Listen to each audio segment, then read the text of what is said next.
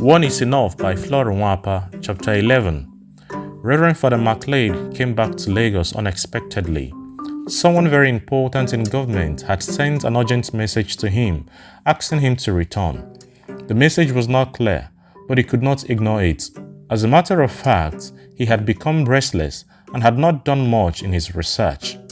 He had calculated when Amaka was due, and it was from then on that he felt lonely and restive as well.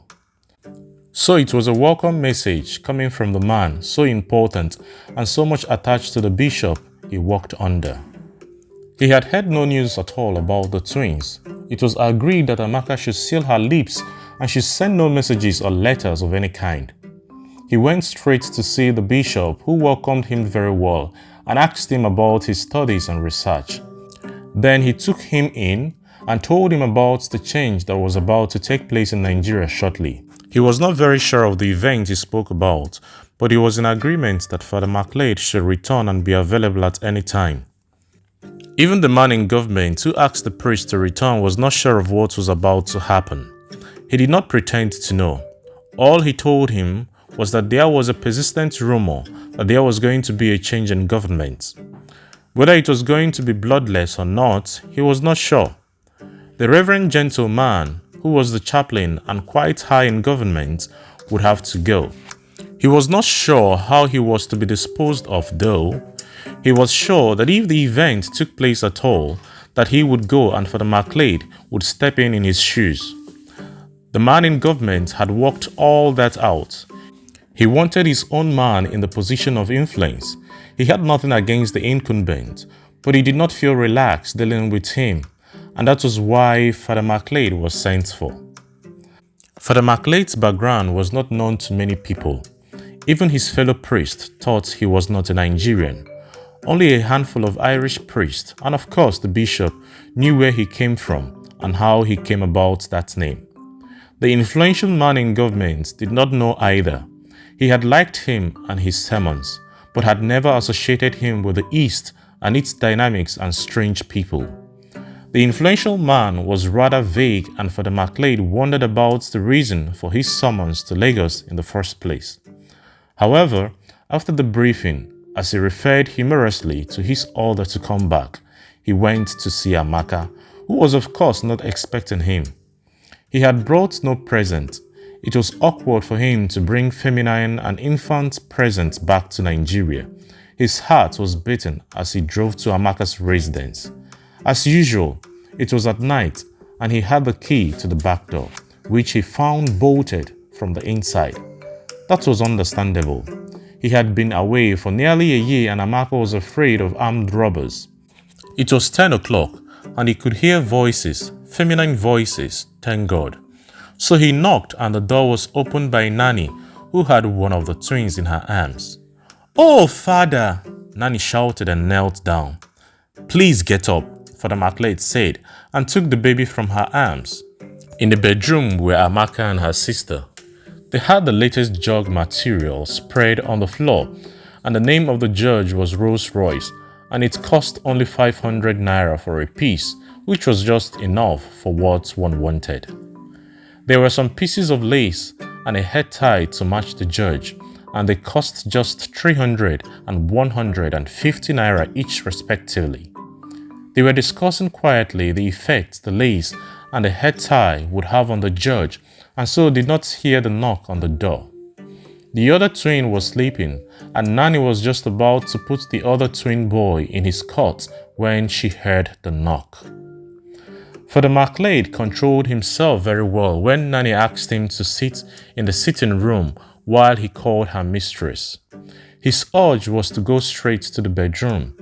He sat down and looked at the sleeping baby, and all fatherly instincts were aroused in him. "This is my baby," he said. "This is mine and mine alone. Oh God, forgive me, but this is my baby." Ayo was the first to come out of the bedroom. When she saw Father Mclaid with the baby, she deduced intuitively that he was the father of the twins. She needed no confession from her sister. It was only a father who could carry a baby like that.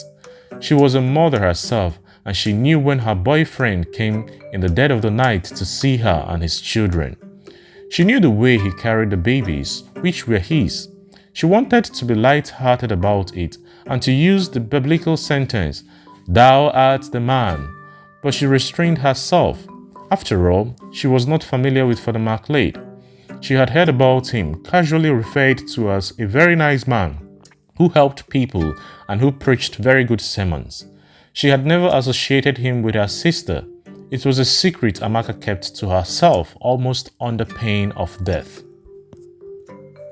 Then Amaka came out of the bedroom carrying the other baby, who was awake for no reason at all.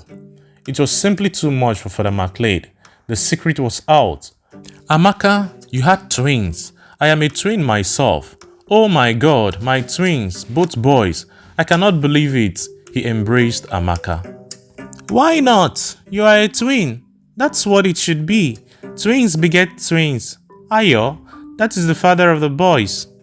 Nanny was somewhere around. She had known for a long time, so it did not come as a surprise to her at all.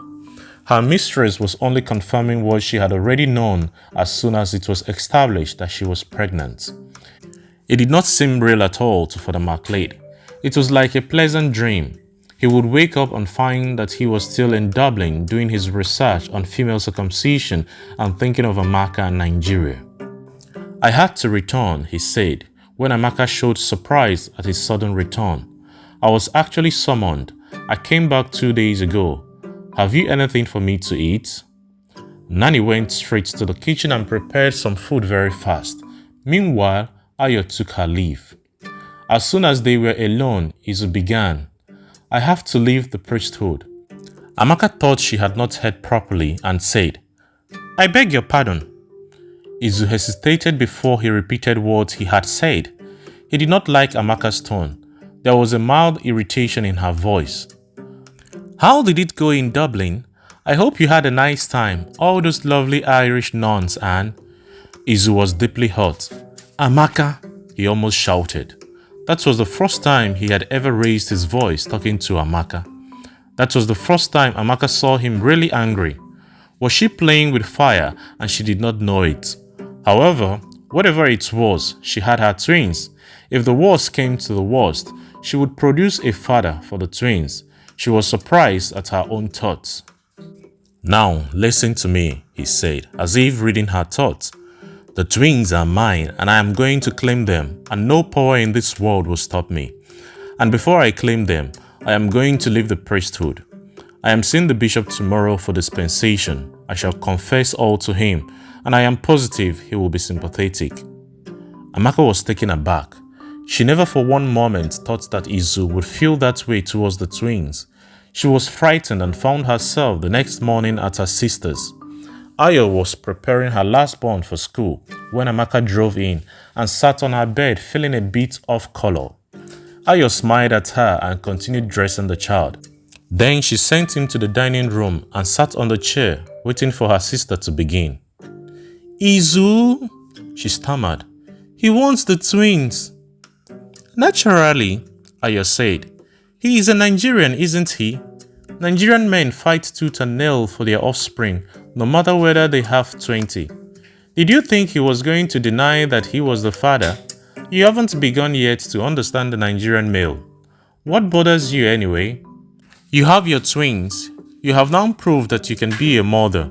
Father Mclaid is a man first and foremost. Didn't you know that before they were allowed to join the priesthood, they had to be subjected to a test to show that they could perform like any other men?" Amaka could not help smiling in spite of herself. "Yes," her sister went on. "They had to be tested so that they did not cheat in any way. And—" "How do you mean, cheat?" Amaka asked. "Well, simple. A man might not know he could not perform, and to save himself an embarrassment, join the priesthood," she said. "Many join when they are boys and very innocent. Yes, but when do they take their vows? However, be that as it may, you have a problem. Your twins must have a name, and you don't want to use your ex-husband's." "God forbid! I want to use our father's name. It is done, even now." I know, but this case is different. I know, Ayo, but think of the gossip, the problems involved. Think of poor Father Mclaid. Your lover does not think himself all that poor, my sister. He is excited, and as I see him, he would move heaven and earth to have his twins. The priesthood is not what it used to be when we were girls. A lot has changed. None found themselves pregnant during the war. Priests had lovers who bore them children, and some of them are still priests today. Others decided to quit the priesthood. That's why Zeus' outburst frightened me. I thought he was going to shy away from it all. I never thought, knowing his background, that he would want to be associated with any children that resulted from our affair. And what really bothers me is that he wants me and the twins. I don't want him. I don't want to be his wife. I think he is realizing it and wants to have the twins for a start. Ayo, I don't want to be a wife anymore. A mistress, yes, with a lover, yes of course, but not a wife. There is something in that word that does not suit me. As a wife, I am never free. I am a shadow of myself. As a wife, I am almost impotent. I am in prison, unable to advance in body and soul. Something gets hold of me as a wife and destroys me. When I rid myself of Obiora, things started working for me. I don't want to go back to my wifely days. No, I am through with husbands. I said farewell to husbands the first day I came to Lagos. And she began to cry. But Ayo was a seasoned Lagos woman who did not see why Amaka should feel the way she was feeling. Don't behave that way, she said. Why? Izu has not even said he wants to marry you. I don't see your problem, Amaka. I have 4 children without a husband and I am happy. Perhaps you are being involved with Izu. Otherwise, why should you talk in the way you are talking now? I find your attitude rather strange. Does your good friend know about Izu? She asked finally. I have not told her. I have kept it a secret. Adobe must think it is the Alhaji. I wonder what she would feel if I told her. Well, don't tell her. Try and sort yourself out first. You never can tell what her reaction will be. How is your business going? Very well. I have not told you that there is a rumor about a possible change in government, so I am preparing myself and the children. You get prepared too. Have you enough money on you? We don't know the form it will take. Some say it will be bloody, others say it will not.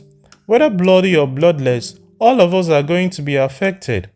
Get mother to finish building your house quickly in case of any emergency. Get yourself properly organized.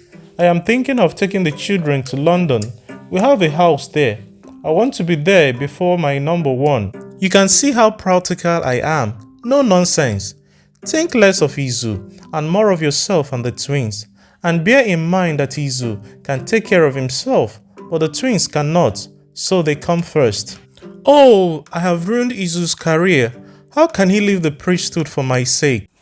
Men have been known to leave their thrones for their women, but those were spineless men. How I used to admire that prince who left his throne for a divorced woman. But now I see that he was stupid. My, in this world, he could have married 1 out of 100 princesses and yet be happy. Don't worry, Izu is sensible. You have not ruined his career. He wants to opt out of the priesthood. He is tired of it. He is only using you. And I want you to bear in mind that you are not going to be happy with him if you ever marry him. The world he will be introduced to would be too exciting for him. He would be free to meet younger women and would want to sleep with them. He would discover the difference, and there and then your troubles will start. So I agree with you that you should not marry him when he proposes. That is, if he does propose. I tell you that he is using you. If he did not want to opt out of the priesthood, he would lie low and nobody would ever associate you with him. You now know, and Nani knows. I can keep your secret, and knowing Nani as I do, she too will keep it. Listen to the radio. There is an announcement. The government has been overthrown by a group of army officers. I don't know what he calls himself, my God, Amaka said. Amaka and Ayo listened as the broadcast was repeated. Gowon had been overthrown. Amaka and Ayo began to cry. They liked Gowon. He saved their people. Without him, the Igbos would have been slaughtered like sheep and goats at the end of the civil war. Ayo, I must go back to my children. Give me a ring if you hear further news. And with this coup, things began to change, and to change fast for everyone. There was jubilation as usual, heralding the coup plotters, who were for the moment heroes. A lot was said about the fall of Gowon's government. The military governors, who were almost worshipped, turned into public enemies. They were found guilty of one thing or another. Few gave them credit for what they did or what they failed to do. Journalists had their field day writing their jargon as usual. What was more, the man who rose to be the head of the state was almost regarded as a god.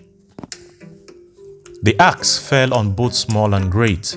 There came massive retirement from the army and the civil service, and Father Mclaid was elevated through the influential politician to the post of Commissioner in the Federal Republic of Nigeria. He had no portfolio as such, but was a member of the Federal Executive Council, and being a good man and a priest, his influence was wide. Adobe nearly swooned when she heard of Father Mclaid's new position and doubled her efforts in building the bungalow without the knowledge of her husband. Mike did not feel what his wife felt. He was a dutiful officer who had done no wrong to anyone, so why should the change affect him? But the change did affect him in a most painful way. He was working late in his office. The new regime wanted to do everything at once. It looked as if the devil himself was after them and urged them on to disrupt society, dislodge people from their homes, and cause sadness and fear throughout. They demanded information right, left, and center in 48 hours or with immediate effect. Before one got the demanded information, they had forgotten it and demanded more. Poor civil servants who took their work seriously were badly harassed. Poor Mike was slow but efficient. It was because of his slowness that he was spending extra hours in the office when his wife phoned him and asked him to come home immediately. But Adobe, please be reasonable. I have to submit this paper tomorrow to my commissioner at 10, and I cannot afford the luxury of my home now. Mike, do you hear me? Come home immediately, or they will come and get you. That was serious. So he left his office, the paper he was writing, and the files on the table, and picked up his briefcase. He shut the office and asked the messenger who was on duty to lock the door. As soon as he was out of earshot, the messenger had a good laugh. This government na war. Oga no know say they don sack am with immediate effect. Una dey laugh? Another messenger joined in. Why una dey laugh? Una don see government wey sack judge? Make una wait, na kill they go kill una, no be sack. Oga messenger, I hear you. Another went on. This government no dey sack people wey do nothing. Na people wey do something. Na people wey do something, na them this government dey sack, you hear? Papa Gowon, you hear? Mike could not believe what he saw when he arrived home. His neighbors were all in the sitting room looking gloomy. He thought he had lost his child or all his children. It was a neighbor whom he had hardly spoken to in the last 4 years who told him that it had just been announced over the radio that he and his permanent secretary, together with his director, had been sacked with immediate effect, and that he was given 48 hours to move from his official residence. It was then that he sat down and stared into space. Then he got up and went into the room and called his wife. Have you phoned Father Mclaid? I haven't. The news came barely half an hour ago. Let's go and see him then. He can do something. I think it's a mistake. There are 2 or 3 of us bearing the same name. It could not be me. How can I be retired with immediate effect? Let's go and see him.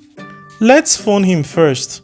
And Adobe, visibly shaken, dialed Father Mclaid's home. Someone answered and told her that he was not in, and it was most unlikely he would return that night, and hung up rather rudely. They tried again when the neighbors left them, but there was no answer. Then it occurred to Adobe that she should phone her friend Amaka. She had, of course, rejoiced with her about her twins and made clothes for them. But she was not interested in the paternity of them, or rather she felt that if her friend wanted her to know, she would tell her voluntarily. The telephone was engaged and she decided to drive all the way, not minding the situation in Lagos and the traffic jams. In no time at all, she was at her friend's, knocking on the door, and Nanny, ever present, opened it. The first person she saw was Father Mclaid, carrying one of the boys. "Congratulations," Adobe said to him. "Mike and I have tried to reach you as soon as we heard the news, but then you were so busy. Even this evening, I tried several times to get you home but failed. How are you? I am delighted at your new position." Amaka came out and embraced her friend and took her by hand to the bedroom. "I am happy you have come. I wanted to call you when I heard the news this evening, but I was not sure whether it was your Mike or some other Mike. Is it true?" Adobe nodded, tears filling her eyes. "Did you manage to complete the bungalow?" "Not quite. I have the doors to hang and other little things that take a lot of time. I have my workers, they can help, but there is something I have been unable to tell you, Adobe. I didn't have the courage, but I know that I must tell you. Father Mclaid is the father of my twins." "Is what?" Perhaps she did not quite hear her. Perhaps the events of the day were just too much for her, but she was shocked later at what she told her good friend. "You, Amaka, you of all people, you, how could you tempt a man of God, a priest of God, vowed to be celibate? How could you? I didn't know you could do that. Oh, I am so disappointed in you. Oh, no, no, no. It is not true. Father, Father." And she ran out of the bedroom. "Is it true? Is it true?" "It is true, Adobe. Don't worry. I have already confessed to the bishop. He was understanding. I told him it was not easy for me, seeing the twins and knowing that they are mine. Look at them. They look like me. There is no denying it. I am sorry, Adobe, to have disappointed you and your husband and many others. But there is nothing I can do. And this new appointment does help a bit. I can still be useful to the church, and maybe if you could persuade your friend to be my wife, we could arrange things nicely that there would not be too much scandal." Adobe did not know how she reached home that night. She had even forgotten her own plight. Her husband was sitting all by himself in the sitting room when she drove in and sat down without saying a word. "Where did you go?" he asked. "Oh, to see whether the house had been completed." "Which house?" "The one I am building. It's a bungalow. We shall hang the doors tomorrow and will move in the evening." What had he done that all these things should come to him all at once? What was his wife saying to him? He thought she had gone to see Father Mclaid to complain about his disgrace. Why this? Which house was she talking about? Did Father tell her that it was all a mistake, that they would phone him tomorrow and apologize? Why on earth should he be retired for inefficiency and divided loyalty and drunkenness? "Listen to me, Mike. I am moving out of this house tomorrow evening. There is nothing Father Mclaid or any other person can do in the circumstances. So the sooner we face reality, the better. I got this place about a year ago and have managed to put up something. Amaka helped me a lot. I got contracts and she executed them, and we share the profit. I didn't want to tell you, knowing the way you behave in these matters. So we move tomorrow. As I see it, Mo will be retired and nobody is going to do anything about it. They say it is a revolution, but how many revolutions is one entitled in a lifetime? I only hope they won't start shooting one another. If they do, I shall run away with my children." She went to the bedroom and began to put her things together. Mike sat in the sitting room. In a matter of 6 hours, he had aged 6 years.